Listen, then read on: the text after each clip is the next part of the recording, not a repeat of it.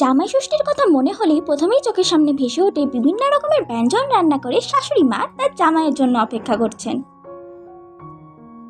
সেখানে কচি পাঁঠার মাংস, ইলিশের পেটি, আম, কাঁঠাল, আরো বিভিন্ন ফলমূল, আরো তরি তরকারি, মিষ্টি, দই আর না জানি কত কি, তাই তো? Hello friends, what's up? আমি নন্দিনী চলে এসেছি আপনাদের সাথে মোলাকাত করতে। প্রথমে সবাইকে জানাই আমার চ্যানেলে সুস্বাগতম। জামাই ষষ্ঠী খুবই গুরুত্বপূর্ণ আর আনন্দের একটি উৎসব। বিভিন্ন উৎসবের বিভিন্ন রকমের গুরুত্ব রয়েছে। তাছাড়া প্রতি বছর জ্যৈষ্ঠ মাসে জামাই ষষ্ঠী পালন করা হয়, সেই নতুন জামাই হোক বা বুড়ো থুত্তুরে। জামাই ষষ্ঠীর প্রথা অনেকদিন আগে থেকেই চলে আসছে আমাদের বাংলায়।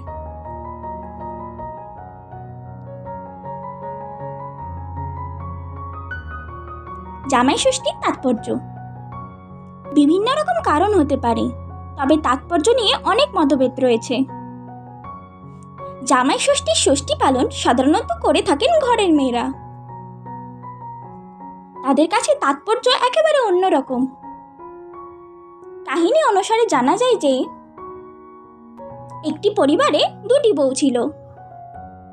ছোট বউ ছিল খুবই লোভী। বাড়ির মাছ, মাংস এবং অন্যান্য ভালো ভালো খাবার রান্না হলেই সে লুকিয়ে লুকিয়ে খেয়ে নিত, আর শাশুড়ির কাছে অভিযোগ করত সব কালো বেড়ালে খেয়ে নিয়েছে, ম্যাও। আমরা সকলেই কিন্তু জানি যে বিড়াল মা ষষ্ঠীর বাহন। তাই বেড়াল মা ষষ্ঠীর কাছে কমপ্লেন করলো এই যে সে চুরি না করেও কেন চুরির দায় নেবে। এর ফলে মা ষষ্ঠী খুবই রেগে গেলেন, যার ফলে ছোট বউয়ের একটি করে সন্তান হয় আর মা ষষ্ঠী তার প্রাণ হরণ করেন, অর্থাৎ সেই সন্তান মৃত জন্মায় অথবা জন্ম নেওয়ার পরে মারা যায়। এইভাবে চলতে চলতে ছোট বউয়ের 7টি পুত্র সন্তান এবং একটি কন্যা সন্তানকে মা ষষ্ঠী ফিরিয়ে নেন। ফলে তার স্বামী, শাশুড়ি এবং আরও অন্যান্যরা মিলে তাকে অলক্ষণ বলে গালিগালাজ করে বাড়ি থেকে একেবারে দূর করে তাড়িয়ে দিল। অথচ বড় বউ পুত্রকন্যা নিয়ে সুখে ঘর সংসার করতে থাকলো। ছোট বউ মনের দুঃখে বনে চলে গেল, সেখানে একা একা গাছতলায় বসে কাঁদতে থাকলো। অবশেষে মা ষষ্ঠী একজন বৃদ্ধার ছদ্মবেশে তার কাছে এসে ছোট বউয়ের কান্নার কারণ জানতে চাইলেন। সে তার দুঃখের কথা সবিস্তারে মা ষষ্ঠীকে জানালো। পূর্বের ওই সমস্ত অন্যায় আচরণের কথা বলার পর ছোট বউ মা ষষ্ঠীর কাছে ক্ষমা চায়, আর ষষ্ঠীও তাকে ক্ষমা করে দেন। এরপর বললেন, ভক্তি ভরে ষষ্ঠীর পুজো করো, তাহলে 7টি পুত্র ও একটি কন্যা জীবন ফিরে পাবে। তখন ছোট বউ সংসারে ফিরে এসে ঘটা করে মা ষষ্ঠীর পুজো করে ক্রমে ক্রমে ফিরে পায় সন্তান। এর ফলে চারিদিকে ষষ্ঠী পুজোর মাহাত্ম্য ছড়িয়ে পড়ে।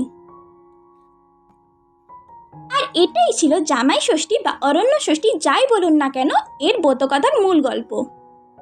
আবার অন্যদিকে যেই সময় জামাই ষষ্ঠী পালন হয়, অর্থাৎ জ্যৈষ্ঠ মাসে, সেই সময় প্রকৃতি আম, জাম, কাঁঠাল, লিচু, বিভিন্ন রকমের ফলের সমারোহে ভরে ওঠে।